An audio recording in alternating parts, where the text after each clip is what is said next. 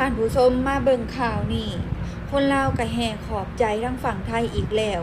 ก็เป็นขังทำอิฐสำหรับแอดมินที่เคยเห็นรถดับเพลิงจากทางฝั่งประเทศไทยนี่ขับขามโค้งมาซอยดับไฟใหม่อยู่ทางฝั่งประเทศลาวเกิดเหตุไฟใหม่ตลาดท่าแขกท่านผู้ชมตลาดรักษาเมืองท่าแขกแขวงคำมวนตรงข้ามกับจังหวัดนครพนมพอดีไฟกับลามใหม่ไปทั่วเลยท่านผู้ชมลุกท่วมเลยและล่าสุดเห็นข่าวอัปเดตมาว่าสามารถควบคุมเพลิงได้แล้วว่าซั่นเนื่องจากรถดับเพลิงจากทางฝั่งประเทศไทยจังหวัดนครพนมนี่ขามมาสมทบมาซอยควบคุมไฟได้แล้วว่าซั่นท่านผู้ชมก่อนอื่นขออนุญาตขอบคุณทางฝั่งประเทศไทยอีกแล้วท่านผู้ชมบ่ว่าจะเป็นน้ำท่วมบ่จะเห็นประเทศไทยยืนมือเข้ามาซอยไฟใหม่ก็คือการเห็นเคสนี้ที่ว่าบ่รอลีบ่รออีหยังคือฝ่าวเลยแอดมินเห็นข่าวก็ยังช็อกว่ามันแม่นเรื่องจริงอยู่บ่นะมันเป็นไปได้บ่ที่รถดับเพลิงทางฝั่งประเทศไทยสิขามมาซอยทางลาวมันแม่นบ่แม่นข่าวปลอมบ่นะแอดมินก็เลื่อนฟีดเบิ่งเสิร์ชเบิ่งปรากฏว่าเต็มฟีดเลยท่านผู้ชมแล้วก็คนลาวนี่แห่ขอบใจเนาะทั้งกู้ภัยหรือว่าอันรถดับเพลิงนะท่านผู้ชมรถดับไฟใหม่ทางฝั่งประเทศไทยข้ามมาอีหลีท่านผู้ชมตอนแรกแอดก็เบิ่งภาพเนาะว่ามันแม่นบ่เบิ่งป้ายรถก็เป็นป้ายรถไทยได้นี่แล้วก็เบิ่งสภาพโดยรอบนะอย่างมันเป็นภาพ AI มันก็เป็นมีรังเบียร์ของอันเบียร์ลาวตั้งกองสับลาบอยู่แม่นเรื่องจริงแล้วก็เห็นคลิปหลายๆคลิปแล้วก็หลายข่าวหลายสื่อเขาก็เอาลงนะว่าสามารถควบคุมเพลิงได้แล้วว่าซั่นสามารถควบคุมเพลิงได้แล้วรถอันซอยดับเพลิงนะท่านผู้ชมจากทางฝั่งประเทศไทยจังหวัดนครพนมเข้ามาสวยแล้วก็แอดก็เห็นในภาพเขาเอาลงอีกเนาะ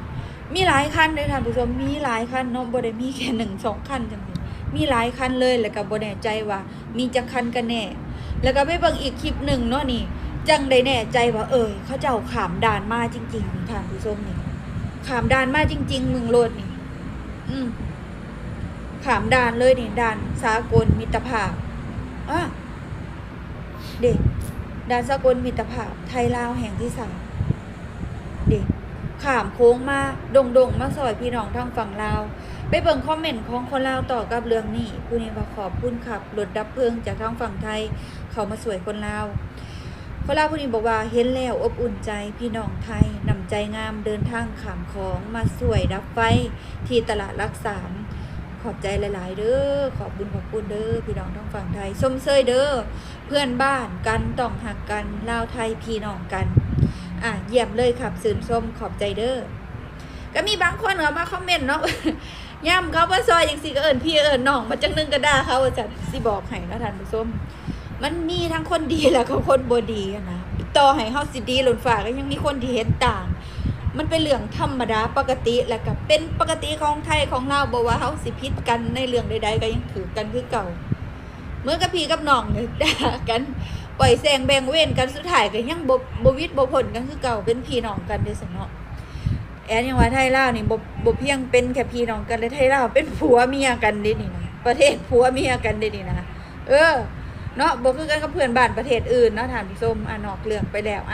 จังได๋ก็ต้องขอบคุณทางฝั่งรถดับเพลิงทางฝั่งประเทศไทย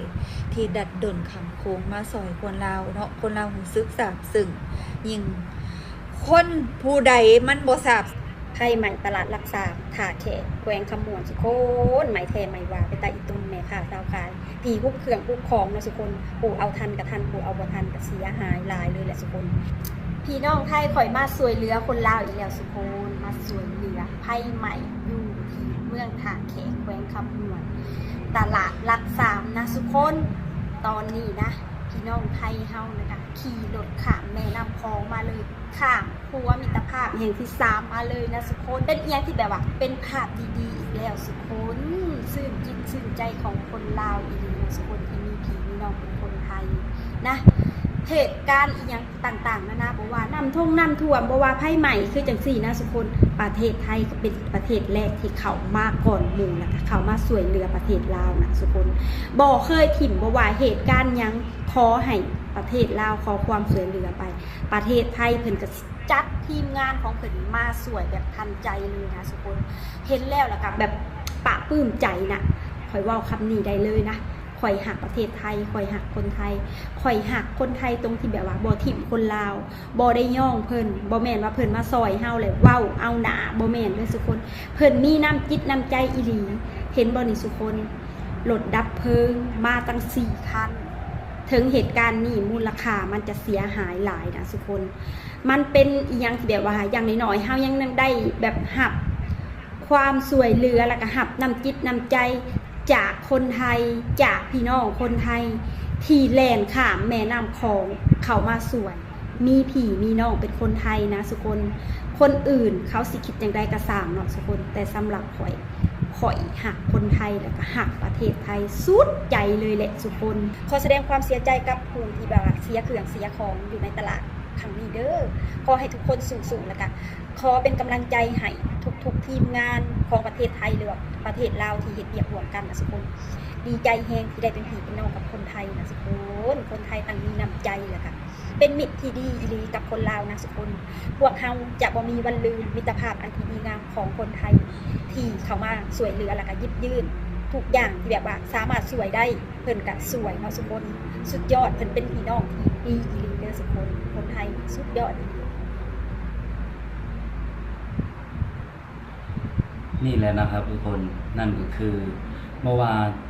ไทยลาวนะเป็นพี่น้องกันแท้ๆเลยทุกคนนะแต่ว่ามีบางคนสิแบบว่าบ่เข้าใจว่าไทยลาวมันบ่แม่นพี่น้องนี่แต่มีคนบางกลุ่มนะสิว่าสินะบ่ว่าสิเกิดเหตุหยังหรือว่าเกิดอีหยังนะประเทศแรกๆที่เขาไปซอยประเทศลาวนั่นก็คือประเทศไทยสิบ่ให้เอิ้นว่าบ้านพี่เมืองน้องจังได๋ใช้ภาษาเดียวกันใช้สินค้ามีแต่ใช้สินค้าไทยส่วนมากถ้าว่าว่าเป็นสินค้าไทยเท่านั้นโอ้โหบอกได้เลยว่าอยู่ลาวนี่คือยืนหนึ่งนะเบิ่งก็เบิ่งทีวีไทยพังก็พังเพลงทีวีไทยนะอันนี้ก็ขอขอบคุณจากประเทศไทยที่เขาไปช่วยเนาะอันนี้เหตุการณ์นี้ที่ว่าไฟไหม้ตลาดเนี่ยก็ผ่านมาหลายเป็นทิศนะทุกคนแต่ว่าบ่อ้อมเพิ่งมาทำคลิปเนาะก็ขอขอบคุณทีมกู้ภัยหรือว่ารถดับเพลิงจากประเทศไทยที่เขาไปช่วยดับเพลิงนะไทยลาวนี่ถือว่าเป็นพี่น้องกันแท้ๆนะบ่มีประเทศใดที่จะเข้ามาสอนนะว่าที่จีนหรือว่าเวียดนามบ่เห็นเลยประเทศแรกๆที่เขามาสอนนั่นก็คือประเทศไทยเท่านั้นนะบอกเลยว่าประเทศไทยนี่คือที่หนึ่งในใจของหมออ้อมนะที่หนึ่งของหลายคนแต่ว่าบางกลุ่มอาจจะบ่มักหรือจังไดนะทุกคนนะก็แล้วแต่สำหรับหมออ้อมนี่ประเทศไทยนี่คือดีสุดทุกคนนะสวัสดีครับ